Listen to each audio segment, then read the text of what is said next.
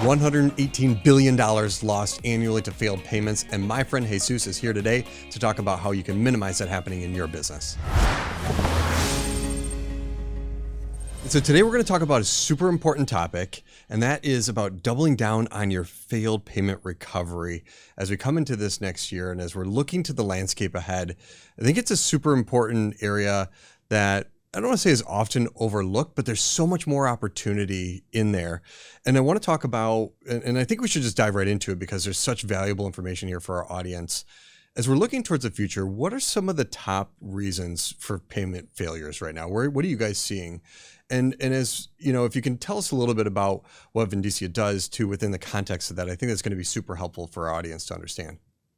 No, thanks, Paul. I think it's a great question. Before jumping into some of the reasons on why the payment failed, let's just to put the audience on some perspective on the magnitude of the problem. The global industry is looking at payments income or revenue growing into about $2.6 trillion a year. But that's great. It's an explosive growth, despite recession in some countries and economic slowness in others. But it's a great growth. But on the other hand, the industry is seeing about $118 billion associated with failed payments a year. So it's a huge problem for the industry to solve. And when we look at failed payments, you also need to look at passive churn. So many companies focus really a lot of efforts and investment on addressing active churn, and they should. But passive churn is always 30 to 45% component of the overall churn. Wow. And a big component of passive churn is the failed payments, which represent a significant portion of that passive churn. Now, you asked me, what are the main reasons on payments fail? To be honest, there is multiple reasons. If you look at what we call decline codes, on that decline codes are the codes associated with the reason why the payment failed, and we get that from payment processors. There are more than 60, 70 different decline codes. So the payment failure, it could be associated about an account that is closed, the wrong credit card. But what we try to address is technical failures for valid payment methods that the subscriber provide to the merchant, and at some point when that payment is processed, it failed. And again, there are many technical reasons on why that payment failed. It could be temporary insufficient funds in the account. It could be not updated zip code. Multiple reasons that could be associated with that. So what we do in Vindicia is we address that with a service we call Vindicia Retain. And, depending on how sophisticated the merchant is, they process their recurrent billing. And if you look at data from Visa, every time that a merchant processes recurrent billing, in average, the first time they do, 23% of those payments fail. Wow. Which is a significant amount. Now, most merchants has their own retry process and logic to recover some of those failed payments. And they do that on their own, in-house, in their billing platform, or through their billing partner that they already have. And they recover the majority of those. So depending on how sophisticated a merchant is, they could be, after all the retry process, at a 90% authorization rate, or could be 98, 97% authorization rate if they are very good at it. But what we do, it doesn't matter if we get that 10% left from that 90% authorization rate merchant, or we get 3% left from that 87% authorization rate merchant. We then get those terminally failed payments. We apply our machine learning AI platform and represent that to the same payment processor that they presented a transaction before. And we managed to recover for them anywhere between 10 to 40% of those failed payments in the first place, which is great because when we do that, we advise the customer not to contact the consumer. So we do that in an automated way behind the scenes. So the consumer that was originally impacted on that failed payment really didn't even notice that the payment failed in the first place. And their subscription continues without any friction. Yeah. And so did you say earlier, did I hear you right saying failed payments is $118 billion? Is that right? Yeah, globally, That's a globally, massive. that's the amount. Yeah. So 10 to 40% of that, of improving something like that, it starts to become a really big number. Correct. And this is a problem that is known in the industry. Of course, different players in the industry are trying to address that in different ways. So if you talk to payment processors, of course, they are working on their platform to improve the authorization rates. Yeah. The billing platforms are improving their own algorithms to improve that. But yeah, today is a significant problem in the industry. Now you're ahead of the curve in 2021 in approaching the conversation about artificial intelligence and machine learning, in AI obviously being a big buzz term nowadays. You were well ahead of it 2 years ago in terms of the conversation. Tell me how that's affecting those recovery rates and helping with that process as well. How are you guys applying AI and machine learning to your technologies to help enhance that even further?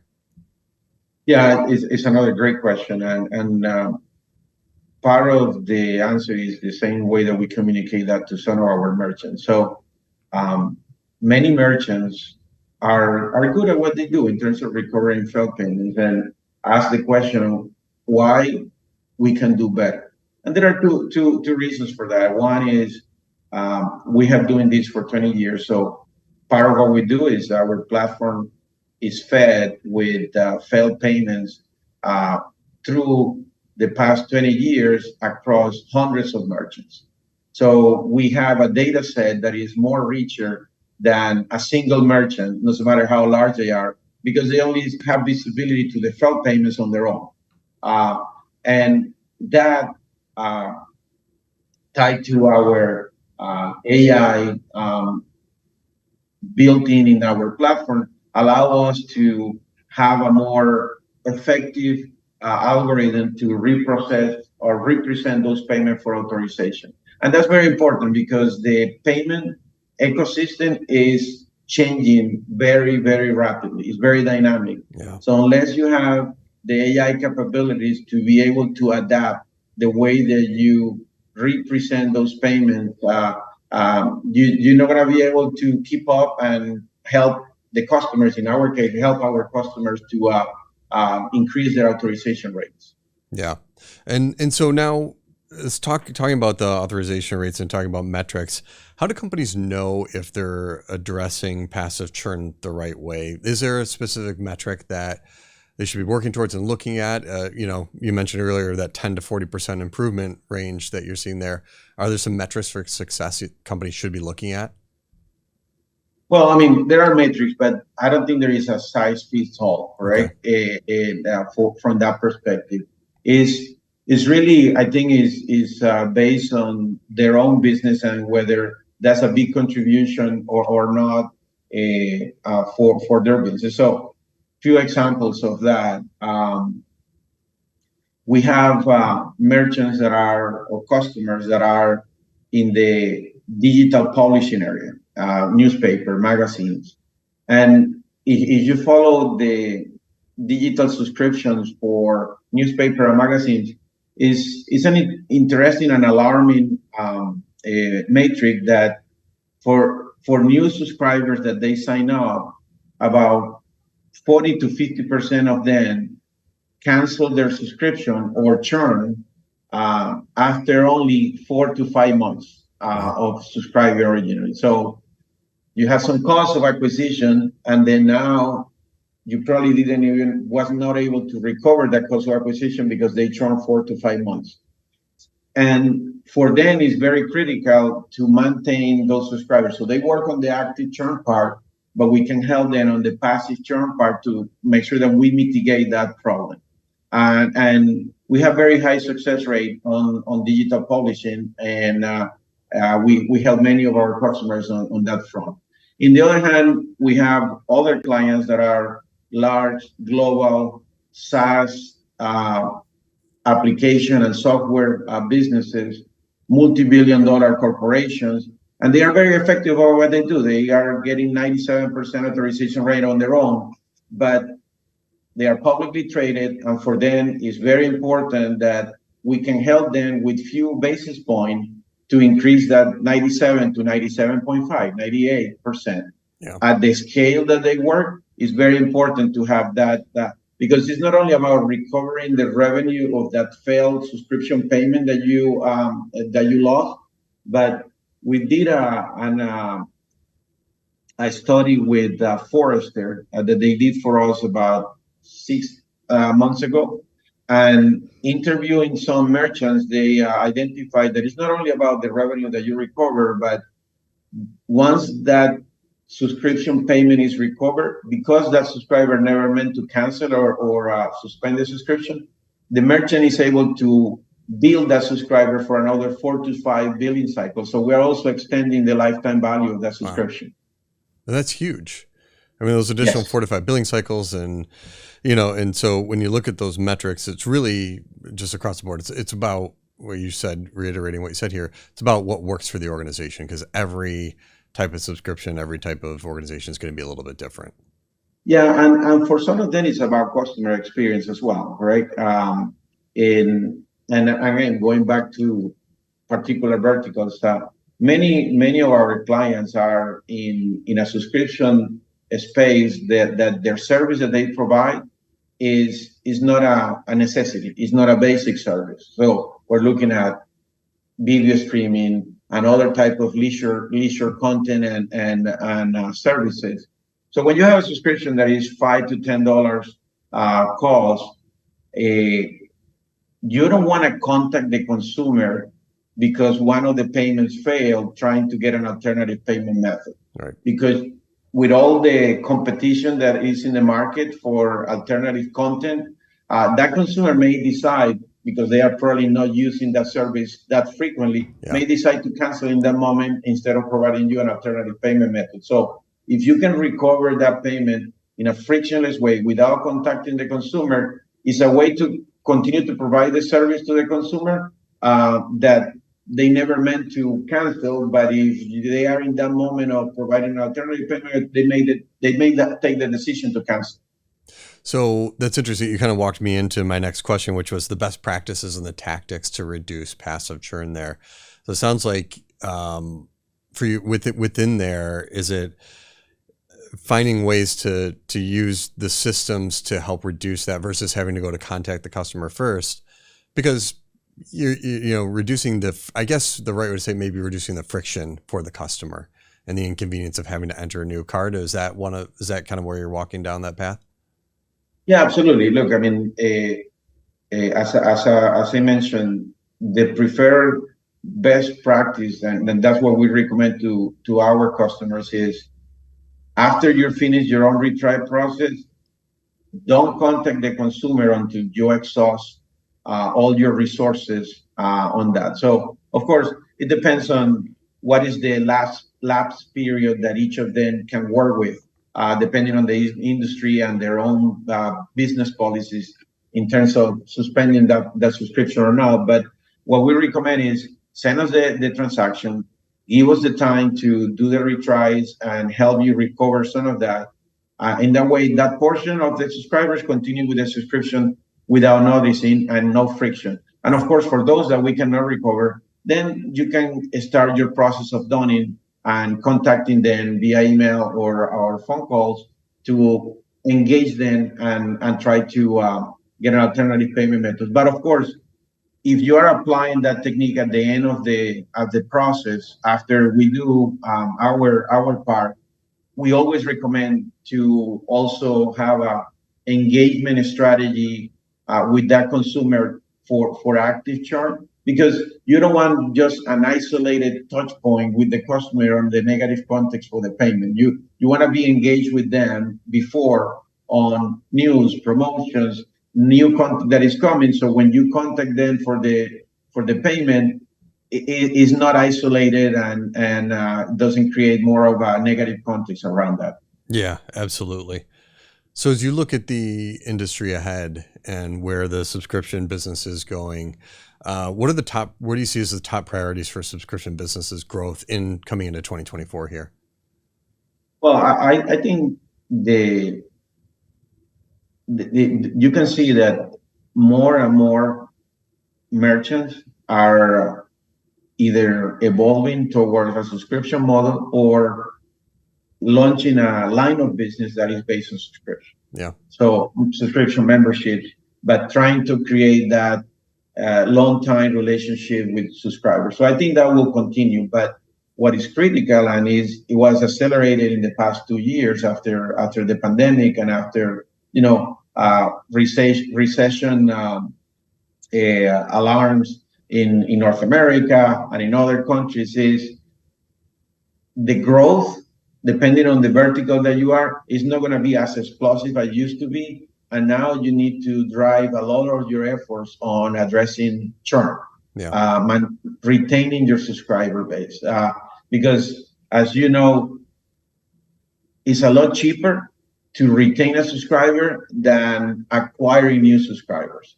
So if you base your model on only or the majority acquiring new subscribers, it's a very expensive value proposition. So you need to focus on retaining the subscriber. And of course, there are multiple strategies for that to address retention. Active churn strategies are very important, but we believe that because of the economic pressures that consumers have, the failed payments is something that could increase as a problem for the industry and for merchants. And you need to have strategies in place to address that, to address failed payments and how you're going to solve them. Yeah. And as consumers are tightening their belts more, we see, Chase recorded recently, went on record saying that consumers' bank account balances are getting lower than ever before, again, back to pre-pandemic levels. So you're probably going to see more failed payments from there in between. People are bouncing paycheck to paycheck a little bit more now. So it sounds like this is going to be a more time than ever to deploy a solution that's going to help manage that for you, I'd imagine. Absolutely. Yeah. A lot of great information here today, and I'll recap some of it here in a second. But any other final piece of advice for our audience as we explore this topic today? No, I think the only additional comment is we are a firm believer that every merchant has or is doing their best on the retry process. But don't be afraid of reaching out to external partners like us to help you supplement what you do. We are a firm believer that every merchant needs to do their best effort to improve what they do on their own and do their best. But whatever you cannot recover, don't be afraid to reach out to an external partner to help you supplement that effort and increase your authorization rate before you start talking to the consumers. Yeah. And I think that's a great point, right? This is, it's not like these consumers want to leave or are trying to cancel. Maybe there's some friction point somewhere with either an invalid balance or failed, credit card, whatever it may be. That is, they want to stay subscribed to what you're doing. They want to be part of that relationship they have with the brand still, and reaching out to a company like Vindicia to help find ways to improve that certainly isn't doing any harm, right? It's helping the process all around. Jesus, we talked about that today. We talked about the metrics that companies should be looking at. We went down the path of, really it's what's best for those businesses. And there's all sorts of different areas of opportunity. If you're a multi-million-dollar organization, that 1% can make a huge difference. Or if you're just, in growth mode, you could maybe see that 10 to 40% improvement in there. And it's a great opportunity. And it's about, engaging, continuous engagement with the customers in other areas. So you don't have to worry about engaging with them on that failed payment side, because you want to maintain and build that relationship. Addressing churn is going to be important, more so now than ever before. And I'm so happy that you shared this with our audience today. Jesus, thanks so much for joining me. I really appreciate it. No, thanks, Paul. Thanks for the time today. Really enjoyed our conversation. If you really enjoyed our content here today, make sure you like, follow, subscribe, comment, all the great things that are involved with wherever you may find this video. And always stay tuned to SUBTA Studios for more great content to help your subscription business.